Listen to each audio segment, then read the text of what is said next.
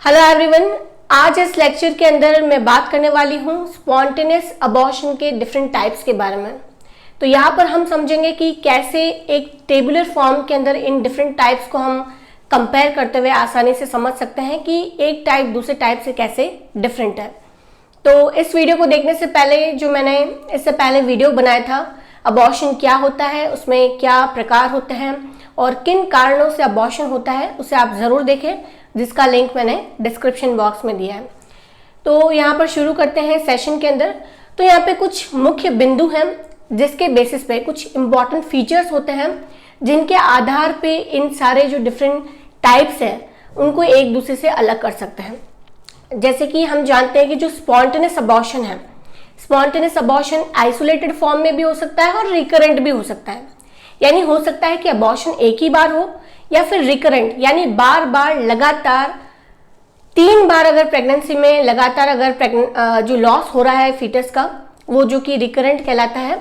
इन दोनों के अंदर ही स्पॉन्टेनियस अबॉर्शन को अगेन 5 में कैटेगराइज किया है: threatened abortion, inevitable, incomplete, complete and missed abortion. So इन पांचों में बेसिक डिफरेंस क्या है उसे हम समझेंगे कुछ की फीचर के बेसिस पे, ओके, कुछ इंपॉर्टेंट फीचर के आधार पे।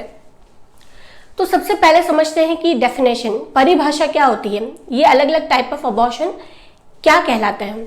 सो सबसे पहले threatened abortion. Threatened it means कि हमें थ्रेट मिल चुका है, हमें सावधान होने की जरूरत है, क्योंकि ये जो प्रेगनेंसी है वो किसी भी समय टर्मिनेट हो सकती है। लेकिन ये एक अनोखा टाइप ऑफ अबॉर्शन होता है जिसमें हम सावधानी अगर पहले से बरत ले तो इस अबॉर्शन प्रोसेस को रोका जा सकता है। ओके, सो ये वो क्लिनिकल एंटिटी होती है जिसमें प्रेगनेंसी इज पॉसिबल अगर हम टाइमली मैनेज कर लें। सो this is the simple threatened abortion mean. Okay, means treatable, treat किया जा सकता है, ओके, मैनेज किया जा सकता है। दूसरा होता है इनएविटेबल अबॉर्शन, यानी अनअवॉइडेबल। हम किसी भी तरीके से इस अबॉर्शन को रोक नहीं सकते, यानी यहां तक अगर अबॉर्शन पहुंच चुका है इनएविटेबल, तो उसमें प्रेगनेंसी को आगे कंटिन्यू कर पाना इम्पॉसिबल हो जाता है। Inevitable, unavoidable. तीसरा होता है इनकम्प्लीट, जिससे नाम से समझ में आ रहा है कि आधा अधूरा, यानी अबॉर्शन प्रोसेस तो स्टार्ट हो चुकी है लेकिन कुछ पार्ट यूट्राइन कैविटी में ही रह चुके हैं और कुछ जो है वो बाहर विजिबल होने लगे हैं, इन फॉर्म ऑफ ब्लीडिंग बाहर आ चुके हैं। इनकम्प्लीट। फोर्थ होता है कंप्लीट अबॉर्शन, जिसमें क्या होता है कि कंप्लीटली, यानी पूरी तरीके से जो प्रोडक्ट ऑफ कंसेप्शंस हैं, यानी जो गर्भावस्था से रिलेटेड जितने भी कंसेप्टस हैं, जितना भी प्रोडक्ट है वो पूरी तरीके से as an form of mass, पूरे मास के फॉर्म में या हैवी ब्लीडिंग के फॉर्म में कंप्लीटली बाहर आ चुका है, यानी अब कुछ भी कैविटी के अंदर नहीं बचा है। Complete abortion. पांचवा प्रकार होता है मिस्ड अबॉर्शन, यानी इसमें क्या हो चुका है, चूक हो चुकी है। ना तो वुमेन इसके बारे में जान चुकी है और ना ही मेडिकल प्रैक्टिशनर, यानी वुमेन अवेयर नहीं हुई है कि वो ऑलरेडी प्रेगनेंसी लॉस कर चुकी है और इस बात को कई दिन और कई वीक हो जाता है। So there is a missed in pregnancy, जिस कारण जो वेरिएबल पीरियड तक जो मिस्ड हुआ है वीक्स एंड डेज के अंदर, फाइनली एज एन आउटकम क्या हुआ है कि फीटस डेड हो चुका है। ओके, जो प्रेगनेंसी सिम्टम्स है वो अब सबसाइड हो चुके हैं। सो this is the missed abortion. Okay, चूक हो चुकी है ये जानने में कि एक्चुअली प्रेगनेंसी लॉस हो चुकी है, लेकिन वुमेन इसके बारे में अवेयर नहीं है। So that is missed abortion. Okay, तो ये थे 5 प्रकार जो कि स्पॉन्टेनियस अबॉर्शन के अंदर आते हैं, चाहे वो एक बार आइसोलेटेड फॉर्म में हो या बार बार रिकरेंट फॉर्म में हो। तो डेफिनेशन के बेसिस पे इनको हमने डिफ्रेंशिएट किया। नाउ दूसरा जो फीचर है जिसके बेसिस पे हम इनको डिफ्रेंशिएट कर सकते हैं, आसानी से एक दूसरे से अलग अलग पहचान सकते हैं, वो है स्टेटस ऑफ ब्लीडिंग और पेन। ठीक है, पेन और ब्लीडिंग के आधार पर। सो सबसे पहले अगर ब्लीडिंग की बात करें तो थ्रेटेंड अबॉर्शन में जो ब्लीडिंग होती है वो स्पॉटिंग फॉर्म में होती है, मीन्स ड्रॉप फॉर्म में। हो सकता है वो फ्रेश ब्लड भी हो या फिर ब्राउनिश कलर का भी हो सकता है, मतलब ब्लीडिंग हो चुकी है, वो थोड़ी देर के लिए कैविटी में ही रिटेन रह चुकी है, देन वो एक्सपेल आउट हो रही है, तो वो ब्राउनिश फॉर्म में हो सकती है। और अगर पेन की बात करें तो pain mild cramp like pain हो सकता है जो कि लोअर एब्डोमेन में प्रेजेंट होता है। दूसरा इनएविटेबल, जिसमें इसके कंपैरिजन में ब्लीडिंग थोड़ी ज्यादा होती है, माइल्ड टू मॉडरेट ब्लीडिंग होगी, एंड यस इसमें भी पेन प्रेजेंट होगा, but it is in colicky nature, sharp cramp like pain होगा, एंड ये भी लोअर एब्डोमेन तक लिमिट रहता है। Lower abdomen and low back pain women के अंदर प्रेजेंट हो सकता है। इनकम्प्लीट अबॉर्शन के अंदर, क्योंकि यहाँ पर incomplete means half of the content जो है वो ऑलरेडी बाहर आ चुके हैं, तो ब्लीडिंग इसमें सबसे ज्यादा होगी। There is a heavy bleeding, severe bleeding, और इवन दो वो इतनी हो सकती है कि वुमेन शॉक के फीचर्स को भी प्रेजेंट कर सकती है। अगर ब्लीडिंग इतनी ज्यादा है तो हो सकता है वुमेन के वाइटल्स भी अनस्टेबल हो जाए, ब्लड प्रेशर ड्रॉप हो सकता है, पल्स रेट इंक्रीज हो सकती है, पेल दिख सकती है। So there is a massive haemorrhage, excessive और सीवियर ब्लीडिंग इसमें देखने को मिलती है इनकम्प्लीट अबॉर्शन में, एंड उसी के साथ में पेन भी ज्यादा होगा। So pain is also present which is also colicky in nature, it is sharp stabbing like pain. Complete abortion जिसमें ऑलरेडी क्या हो चुका है कि वुमेन ऐसी हिस्ट्री बता सकती है कि ऑलरेडी शी मिस्ड होल कंसेप्टस, जो कि एज ए मास फॉर्म में पहले ही डिलीवर आउट हो चुका है, या फिर बहुत एक्सेसिव ब्लीडिंग हो चुकी है नाउ। लेकिन जो क्लिनिकल एग्जामिनेशन करते हैं तो क्योंकि वो पूरी तरीके से बाहर आ चुका है, तो एट प्रेजेंट जब पूरी तरीके से जब बाहर आ जाता है तो उसके बाद रिमेनिंग और कोई स्पॉटिंग या ब्लीडिंग देखने को नहीं मिलती है। सो पहले जब सब कंप्लीट बाहर आ चुका होता है तो उस टाइम पे जरूर हैवी ब्लीडिंग होती है, लेकिन उसके बाद में कोई ऐसी ब्लीडिंग देखने को नहीं मिलती है। So there is no bleeding, and क्योंकि यहाँ पर अब सब कंसेप्टस बाहर आ चुका है, कंट्रैक्शंस हो चुके हैं, सब कुछ निकल चुका है, तो उसके बाद अब पेन भी यहाँ पर क्या हो चुका है, सबसाइड, पेन भी यहाँ पर नहीं रहेगा। मिस्ड अबॉर्शन, क्योंकि यहाँ पर वुमेन ऑलरेडी अवेयर नहीं है कि वो मिस कर चुकी है प्रेगनेंसी को, तो इस कंडीशन में वुमेन के अंदर ब्लीडिंग साइंस भी नहीं देखने को मिलेंगे, एज वेल एज पेन भी वुमेन के अंदर नहीं होगा, but may be in some condition slight brownish spotting देखने को मिल सकती है, otherwise no bleeding and no pain. तो ये था दूसरा फीचर, ब्लीडिंग एंड पेन। तीसरा फीचर है जिसके बेसिस पे हम इनको डिफरेंशिएट कर सकते हैं, जो कि है दैट इज पर vaginal examination and the size of uterus. So threatened abortion के अंदर जब हम पर वजाइनल एग्जामिनेशन करते हैं तो इंटरनल ओस के स्टेटस को हम यहाँ पे कंपेयर कर रहे हैं सभी के अंदर। तो इंटरनल ओस यहाँ पर थ्रेटेंड अबॉर्शन के अंदर क्लोज होता है, इसलिए उतनी ज्यादा ब्लीडिंग इसमें देखने को नहीं मिलती है। And size of the uterus जो है, यानी जो हाइट मिल रही है फंडस हाइट, वो एक्चुअली जितने वीक की प्रेगनेंसी है, जितने वीक की गर्भावस्था है उसके इक्वल मिलेगी, वीक ऑफ जेस्टेशन के करस्पॉन्ड होंगे, इक्वल मिलेगी। जितनी वीक की प्रेगनेंसी उतना ही हाइट, फंडल हाइट हमें मिलेगा, that is corresponds to week of gestation, equal. Inevitable में क्या है कि यस ब्लीडिंग है इतनी, तो यहाँ पर ओस जो है, क्योंकि यहाँ पे ब्लीडिंग विजिबल है, कुछ पार्ट ऑफ कंसेप्टस बाहर आ रहे हैं और इवन पर वजाइनली वो फील भी हो रहे हैं।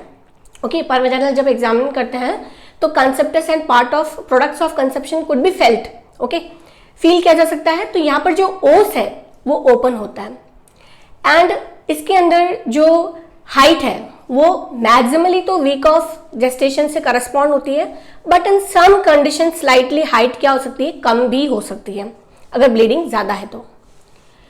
इनकम्प्लीट अबॉर्शन जिसके अंदर अगेन, क्योंकि यहाँ पर भी मैसिव ब्लीडिंग, हेमरेज ब्लीडिंग हो रही है, तो इसमें भी ओस, इंटरनल ओस क्या मिलेगा, ओपन। एंड यहाँ पर जो वीक ऑफ जेस्टेशन है, क्योंकि यहाँ पर ज्यादा ब्लड लॉस हुआ है, ज्यादा कुछ कंसेप्टस बाहर भी आ चुके हैं, कुछ प्रोडक्ट ऑफ कंसेप्टस बाहर आ चुके हैं, तो उस कंडीशन में हाइट जो है वो स्लाइटली कम हो जाएगी।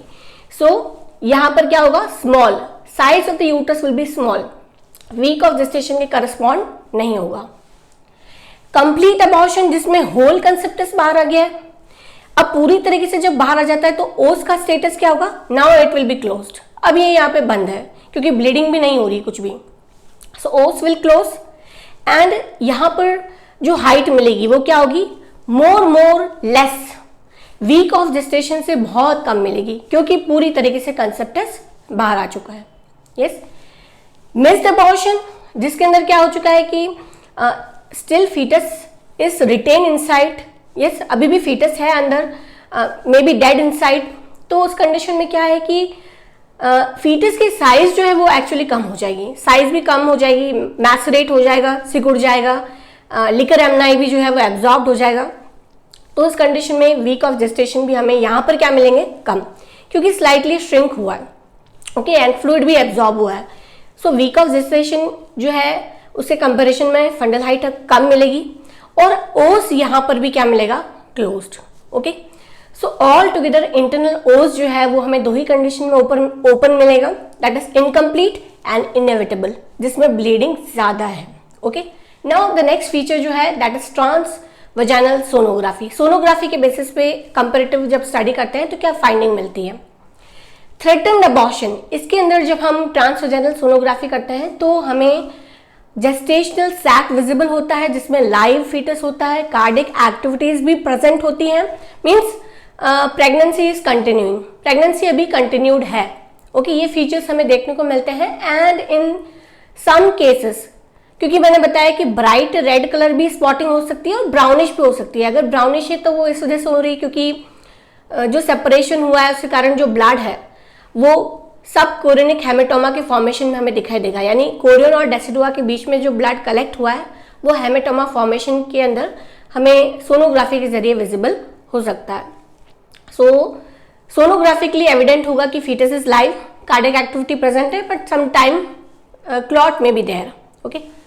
इनएविटेबल के अंदर इरेगुलर जेस्टेशनल सैग दिखाई देगा, क्योंकि ऑलरेडी इनएविटेबल यानी यहाँ से प्रेगनेंसी कंटिन्यू नहीं हो सकती है। सो इरेगुलर जेस्टेशनल सैग हो सकता है एंड फीटस में भी dead inside, okay.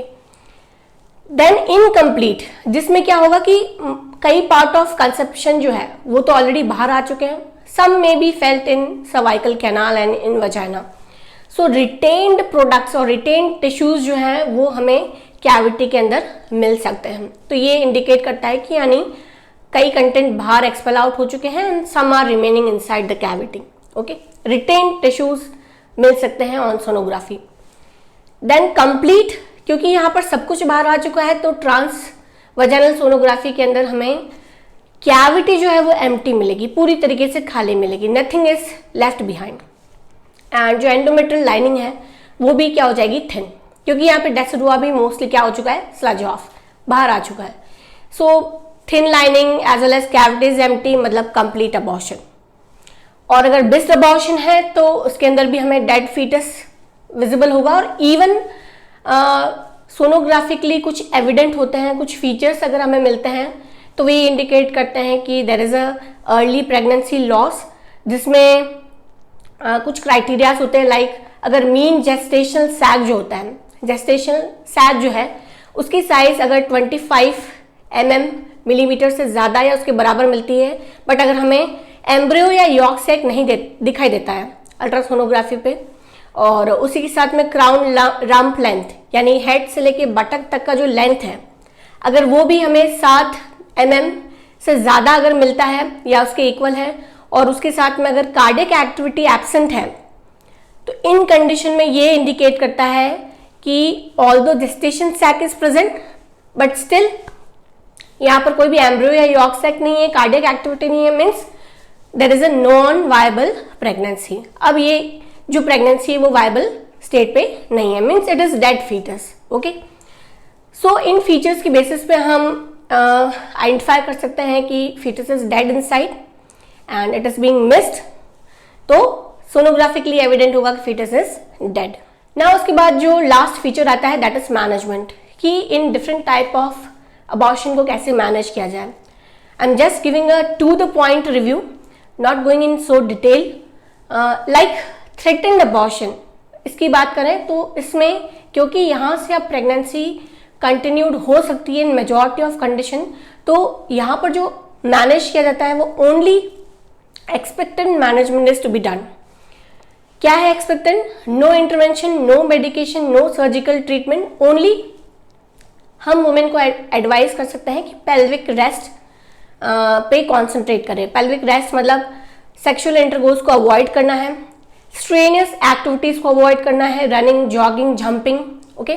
So this is the only treatment, जिसके बाद वुमेन जो है प्रेगनेंसी को आगे कंटिन्यू कर सकती है without giving any intervention, medicine and any other treatment. अब यहाँ पे जो इनएविटेबल, इनकम्प्लीट एंड जो मिस्ड अबॉर्शन है, उनमें 3 ट्रीटमेंट ऑफ चॉइस होते हैं। Expectant management, medical management and surgical management. Expectant management जैसे कि कोई भी मेडिकेशन नहीं देना और ऑटोमेटिकली एज यहाँ पर अबॉर्शन प्रोसेस स्टार्ट हो चुका है तो हम इसे ऑटोमेटिक टर्मिनेट होने के लिए अलाउ करेंगे, चाहे वो इनएविटेबल हो या इनकम्प्लीट हो या फिर मिस्ड हो, जो कि ऑटोमेटिकली रिजॉल्व हो जाए। बट इन सारी ही वैरायटीज के अंदर क्या होते हैं कि चाहे वो एक्सपेक्टेंट हो, मेडिकल मैनेजमेंट हो या सर्जिकल, सबके अपने ओन रिस्क होते हैं। सो इन सारी रिस्क को एक्सप्लेन करते हुए वुमेन की condition as well as women की चॉइस के ऊपर डिपेंड करता है कि हम वुमेन को कैसे ट्रीट करना चाह रहे हैं। मेडिकल मैनेजमेंट जिसमें हम वुमेन को ड्रग के जरिए ट्रीट करने की कोशिश करते हैं and the most common drug जो कि यहाँ पे यूज की जाती है वो है मिसोप्रोस्टोल, जो कि प्रोस्टाग्लैंडिन E1 एनालॉग्स होते हैं। यानी ये क्या करते हैं, सर्विक्स को सॉफ्ट बनाते हैं एंड यूट्राइन कॉन्ट्रैक्शन को और ज्यादा इंक्रीज करते हैं, जिसके कारण प्रॉपर तरीके से एक्सपल्ड आउट हो जाए, चाहे वो इनएविटेबल हो, इनकम्प्लीट हो या फिर मिस्ड टाइप ऑफ अबॉर्शन हो। एंड सपोज मेडिकल मैनेजमेंट अगर कुछ वुमेन नहीं चाहती है, डायरेक्टली सर्जिकल मैनेजमेंट चाहती है या मेडिकल मैनेजमेंट किसी कंडीशन से फेल हो जाता है, तो उस कंडीशन में जो ट्रीटमेंट ऑफ चॉइस होता है वो सर्जिकल मैनेजमेंट है। और सर्जिकल मैनेजमेंट में भी सबसे बेस्ट और गोल्ड स्टैंडर्ड जो टेक्निक है वो है सक्शन एंड इवैक्यूएशन। सक्शन यानी वैक्यूम के जरिए हम क्या कर रहे हैं, हम प्रोडक्ट ऑफ कंसेप्टस को क्या करेंगे, बाहर निकालेंगे, वैक्यूम के जरिए एक्सट्रैक्ट करेंगे, सक करेंगे एंड होल यूट्राइन कैविटी को इवैक्यूएट करेंगे। इवैक्यूएशन मीन्स कंप्लीटली एम्प्टी करेंगे। ओके, सो इस प्रोसीजर को डिटेली बाद में डील करेंगे। तो सक्शन एंड इवैक्यूएशन यानी वैक्यूम असिस्टेड हम क्या करेंगे, होल प्रोडक्ट ऑफ कंसेप्टस को सक्शन करेंगे एंड देन इवैक्यूएट करेंगे कैविटी को। That is the gold standard technique, चाहे वो इनकम्प्लीट हो, इनएविटेबल हो या फिर मिस्ड अबॉर्शन।